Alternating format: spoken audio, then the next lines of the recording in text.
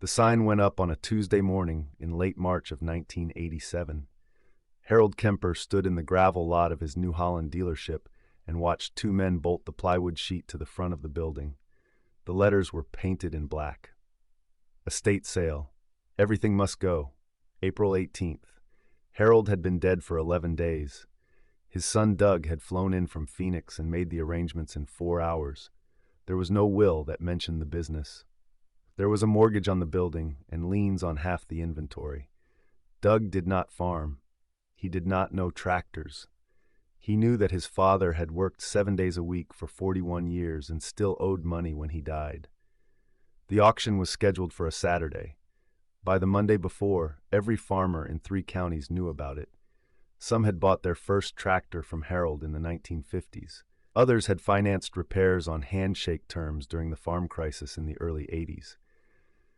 Harold had carried debt for men who could not pay him. He had opened the shop on Sundays. He had delivered parts in snowstorms. None of that mattered now. The auctioneer was coming from Omaha. Doug had hired him because he moved inventory fast. On the morning of April 18th, the lot was full by 8 o'clock. There were pickups parked along the county road for a quarter mile in both directions. Men stood in clusters near the shop bays, drinking coffee from thermoses, not talking much. The air smelled like diesel and dust, and the faint sweetness of hydraulic fluid that had soaked into the gravel over 40 years. There were 32 tractors lined up in rows. Most of them were New Holland. A few Fords from the years before the merger. One old Fordson that had been sitting behind the shop since 1971. The big ones were in front. A 8340, two 7840s, a TW35 that had only been on the lot for 8 months. Behind them were the smaller models. A 5640, three 6640s, a couple of old 3930s with worn paint and replacement seats. Doug stood near the auctioneer's trailer with a clipboard.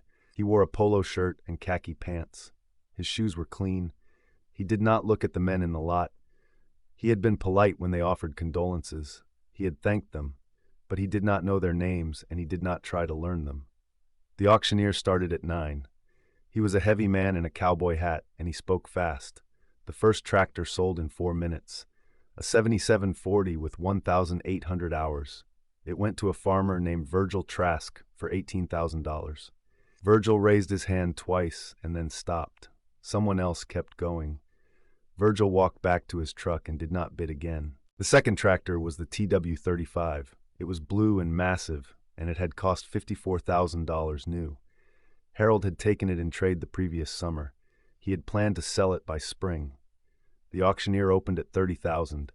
A man in a green jacket raised his hand, then another, then a third. The bidding went to $38,000 and stopped. The man in the green jacket won. His name was Carl Reinhardt. He owned 400 acres south of town, and he had been farming for 16 years. He smiled when the auctioneer pointed at him.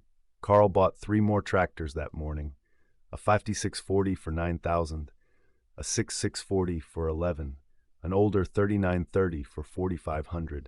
He had brought a checkbook, but he did not write anything down. He told Doug he would arrange financing through the bank in town. Doug said that was fine. He gave Carl a handwritten receipt and moved on to the next buyer. By 11 o'clock, 21 tractors had sold. The lot was thinning out. Some men had come only to watch. Others had planned to bid, but changed their minds when the prices climbed. A few had bought 1 tractor and left. Virgil Trask was still there. He stood near the back of the lot, away from the crowd, hands in his pockets. He was 53 years old. He had been farming the same 240 acres since 1971. His father had bought the land in 1948. Virgil had inherited it in 1979.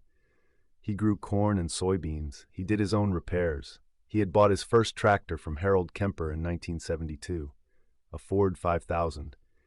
He had paid it off in 3 years. Virgil did not talk much. He had come to the auction because he needed a tractor. His 7710 had a cracked engine block, and the repair cost more than the tractor was worth. He had decided to let it go. He had $17,000 in a savings account. He had decided he would spend $15,000.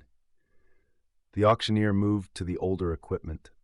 A 3930 with a loader, It had rust along the hood and the front tires were worn unevenly. The auctioneer opened at 3,000. No one raised a hand. He dropped to 2,500. Still nothing. He looked around the lot. "Come on now," he said. "This one still runs." Virgil raised his hand. The auctioneer pointed at him. 2,500, he said. "Anyone else?" No one moved. "Sold," the auctioneer said.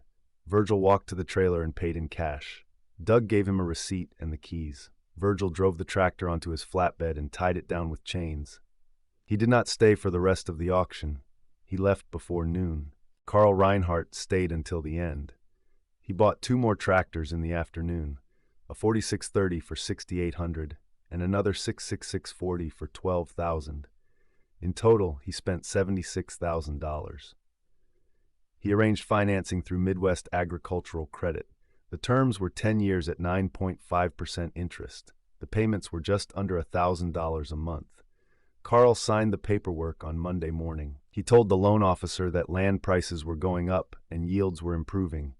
He said he planned to lease another 200 acres by fall. The loan officer nodded and pushed the papers across the desk. Carl drove home with the TW-35 on a flatbed behind his truck. His wife Janet was standing in the driveway when he pulled in. She looked at the tractor and then at him. He smiled. "It is a good deal," he said. Harold was practically giving them away. Janet did not say anything. She went back into the house. That night, Carl sat at the kitchen table and wrote down numbers on a legal pad. The tractors would let him farm more ground. More ground meant more income. More income meant the payments would be easy. He had done the math 3 times. It worked every time. He went to bed after midnight. Janet was already asleep. He lay on his back and looked at the ceiling. He thought about the TW-35 sitting in the machine shed. He thought about how it looked in the sun. He fell asleep smiling. Virgil got home before 1 o'clock. He unloaded the 3930 in front of the shed and parked his truck. His wife Marie was in the garden pulling weeds from around the tomato plants. She stood up when she heard him. He walked over and told her what he had paid. She nodded. "That is fair," she said. They went inside and ate lunch. Virgil did not talk about the other tractors. He did not talk about the TW-35, or the bidding, or the men who had spent 5 times what he had. Marie did not ask. After lunch, Virgil went back outside and started the 3930. It ran rough for the first minute, then smoothed out. He checked the oil and the hydraulic fluid. Both were low. He topped them off. He greased the fittings and tightened the loader mounts. He spent the rest of the afternoon going over the tractor. By evening, he knew what it needed: a fuel filter, new belts, a tie rod end on the left front, maybe $400 in parts. He ate dinner and went to bed early. He did not think about the auction. He thought about the field work he would start in 2 weeks. The first year was good for both of them. Carl leased 210 acres from a retired farmer named Ed Howell. The land was flat and the soil was decent. Carl planted all of it in corn. He used the TW-35 to pull a 12-row planter he had bought used. The tractor handled it easily. He finished planting in 6 days. That summer, the weather cooperated. There was rain in June and heat in July. The corn came in strong. Carl hired a crew to help with harvest. He sold everything at the elevator in October. After expenses, he cleared $41,000. He made his loan payments on time. He bought a new pickup in December. He told Janet that next year would be even better. Virgil planted his usual acres, corn on 120, soybeans on the rest. He used the 3930 for field work and a neighbor's combine for harvest. His yields were average. He sold the corn in November and the soybeans in January. After expenses, he had $19,000. He put $12,000 back into savings. He used the rest for property taxes and a new well pump. Marie asked him if he wanted to lease more ground. He said no. She did not ask again. The second year was harder. Carl's loan payments were $973 a month. He made them in January and February. In March, he missed one. He called the bank and explained that he was waiting on a delayed payment from a seed contract. The loan officer said that was fine. Carl made a double payment in April. In May, he leased another 100 acres. The rent was higher than the year before. He planted it all in soybeans. The weather was dry. He irrigated when he could, but the pivots were old. and one of them broke down in July. He paid for the repair out of pocket, $3,200. The soybeans came in thin. He sold them in October for less than he had expected. After expenses, he lost money on the leased ground. He missed 2 loan payments in the fall. The bank sent a letter in November. Carl called and arranged a payment plan. He sold one of the smaller tractors, the 4630, to a farmer in the next county. He got $5,500 for it. He used the money to catch up on the loan. Janet asked him if they should sell another tractor. He said no. He said the next year would be better. She did not argue. Virgil had a decent year. His yields were slightly below average, but his costs were low. He did not lease more ground. He did not buy new equipment. He repaired the 3930 twice, a hydraulic line in June, a starter in September. Both times he did the work himself. In December, he paid off a small equipment loan he had carried since 1984. He was debt-free. Marie asked him if he wanted to take a trip. He said maybe next year. She smiled and said that was fine. The third year, Carl missed 4 payments. The weather was bad. It rained too much in the spring and not enough in the summer. His corn yields were down 30%. His soybean yields were worse. He sold everything at a loss. In October, the bank sent another letter. This one was not polite. Carl drove to town and sat in the loan officer's office for an hour. He explained the weather. He explained the yields. He explained that he had equity in the tractors and the land lease contracts were solid. The loan officer listened. Then he said that the bank needed consistent payments or they would begin foreclosure proceedings. Carl sold 2 more tractors, the 5640 and one of the 6640s. He got $14,000 total. It was not enough. He refinanced the remaining debt at a higher interest rate. The new payments were $1,100 a month. Janet stopped asking questions. She started working part-time at the grocery store in town. Virgil's third year was average. He lost a week of planting time to rain, but the rest of the season was manageable. His corn came in at 138 bushels per acre, his soybeans at 42. He sold everything in the fall and cleared $22,000. He replaced the clutch on the 3930. He rebuilt the carburetor. He repainted the hood. The tractor had 4,900 hours on it. It started every time. Marie's mother died that winter. They drove to Illinois for the funeral. On the way back, Marie asked Virgil if he had ever regretted not expanding. He thought about it for a long time. Then he said no. She nodded and looked out the window. The fourth year, Carl stopped going to church. He missed 6 loan payments. The bank foreclosed on the TW35 in August. They sent a truck and a deputy sheriff. Carl stood in the driveway and watched them load the tractor onto a flatbed. Janet stood on the porch. She did not cry. Carl still owed $41,000. He sold the last 66-cent 40 and the 3930 he had bought at the auction. He got $9,000 for both. The bank applied it to the debt. He still owed $32,000. In November, the bank foreclosed on the lease contracts. Carl lost access to all of the rented ground. He still had his original 400 acres, but the mortgage was behind. He borrowed money from his brother in Iowa. He used it to make 3 payments. Then he stopped. Janet filed for separation in February. She moved into an apartment in town. Carl stayed on the farm. He did not plant anything that spring. Virgil's 4th year was quiet. He planted the same acres. He harvested in October.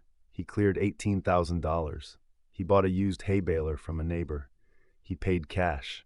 Marie's brother visited in July. He asked Virgil if he had ever thought about getting bigger equipment. Virgil said no. Marie's brother said that was probably smart. The 5th year, the bank took Carl's farm. He did not fight it.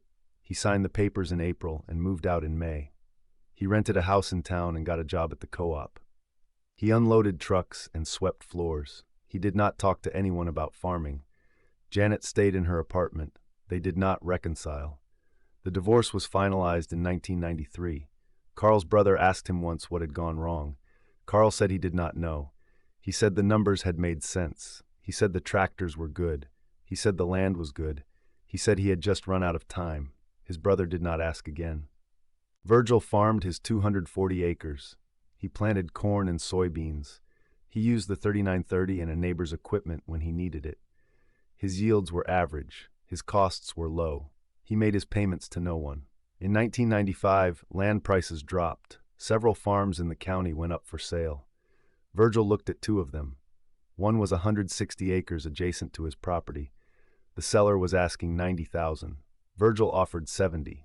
The seller accepted. Virgil paid cash. He did not borrow money. He did not finance anything. He used the money he had saved over 8 years. After the purchase, he had $11,000 left in his account. Marie asked him if that was enough. He said it was. By 1998, Virgil was farming 400 acres. He bought another piece of land in 1997, 80 acres. He paid $53,000, cash. The 3930 had 7,200 hours on it. Virgil replaced the transmission. He rebuilt the rear end. He painted it again. It started every time. In 2001, a man from the next county called and asked if Virgil wanted to sell the tractor. He said he collected old New Hollands. He offered $8,000. Virgil said no thank you. In 2003, Virgil bought another 120 acres. The seller was a widow whose husband had died 2 years earlier. She was moving to Arizona. She asked for $110,000. Virgil paid it, cash. He was 69 years old. He was farming 520 acres. He owned it all. He owed nothing. Marie asked him when he would retire. He said he did not know. She said that was fine. In 2005, a younger farmer named Derek Moss started renting ground near Virgil's property. Derek was 31. He had grown up in town. His father had been a banker. Derek had gone to college and studied agriculture.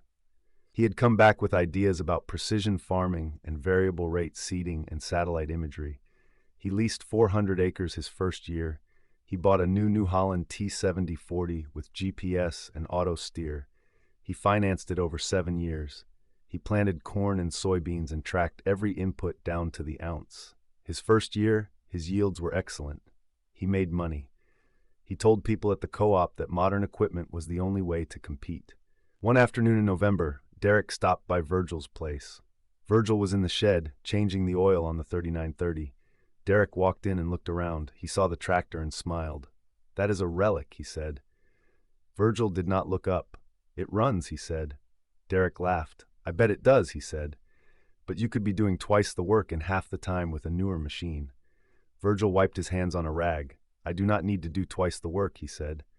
Derek shrugged. "Suit yourself," he said, "but land does not wait. If you are not growing, you are dying." Virgil finished tightening the oil filter. He stood up and looked at Derek. "I am not dying," he said. Derek nodded and left. In 2007, Derek leased another 300 acres. He bought a second tractor, a New Holland T7060. He financed it over 7 years. His payments were $2,600 a month for both machines. That fall, grain prices spiked. Derek made a significant profit. He told everyone who would listen that he had been right. Growth was the only strategy. In 2008, everything changed. Grain prices collapsed in the fall, credit tightened, input costs stayed high. Derek's yields were average, but his profit margins disappeared. He missed 2 payments on his tractors. The bank sent a letter. He refinanced at a higher rate. His new payments were $3,000 a month. In 2009, Derek missed 4 payments. The bank foreclosed on the T760 in August. Derek tried to renegotiate the lease contracts, but the landowners would not budge. He lost access to 200 acres. In 2010, the bank foreclosed on the T7040. Derek sold his remaining equipment at auction. He moved to Omaha and got a job selling insurance. Virgil heard about it from a man at the co-op. He did not say anything. He went home and worked on his tractor. In 2012, Virgil bought Derek's old lease ground, 160 acres. The owner sold it to him for $98,000. Virgil paid cash. He was 78 years old. He was farming 680 acres. He owned all of it. He owed nothing. The 3930 had 11,000 hours on it. Virgil replaced the front axle. He rebuilt the hydraulic pump. He replaced the seat. It started every time. In 2015, a reporter from the county newspaper came out to do a story about longtime farmers. She asked Virgil how he had managed to stay in business when so many others had not. Virgil thought about it. Then he said he had bought 1 tractor and kept it running. The reporter asked if there was more to it than that. Virgil said no. She asked if he had any advice for young farmers. Virgil said he did not give advice. She thanked him and left. The story ran the following week. It was 3 paragraphs long. It did not mention the auction. It did not mention Carl Reinhardt or Derek Moss.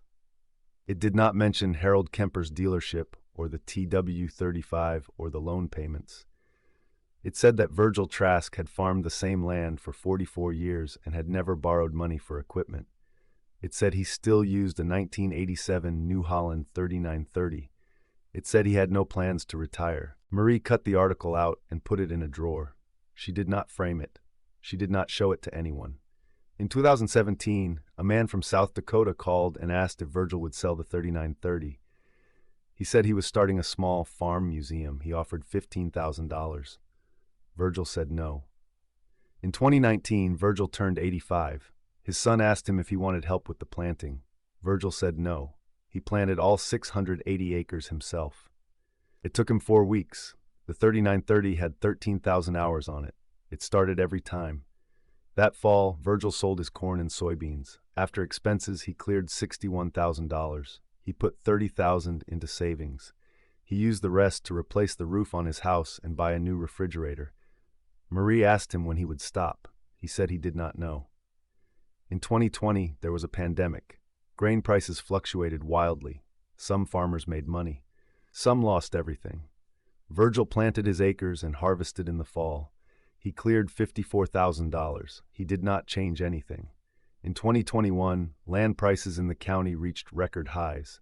A corporate farm offered Virgil $2.1 million for his 680 acres. He said no. The representative asked why. Virgil said he was still farming it. The representative said that Virgil was 87 years old. He said that most men his age were retired. He said that the offer was generous. Virgil thanked him and hung up the phone. In 2023, Virgil planted his corn in late April. He used the 3930. It had 14,200 hours on it. The engine was original. The transmission had been rebuilt twice. The paint was faded. The seat was cracked. It started every time. On a Thursday morning in June, Virgil was disking a field when the tractor coughed and stopped. He tried to restart it. Nothing happened. He checked the fuel. It was full. He checked the battery. It was good. He sat in the seat for a long time. Then he climbed down and walked back to the house. He called a mechanic he had known for 30 years. The mechanic came out that afternoon. He looked at the tractor for 20 minutes. Then he said the fuel pump was gone and the injectors were scored. He said it would cost more to fix than the tractor was worth. Virgil asked him how much. The mechanic said maybe $6,000, maybe more. Virgil said he would think about it. That night, he sat at the kitchen table with Marie. She asked him what he wanted to do. He said he did not know.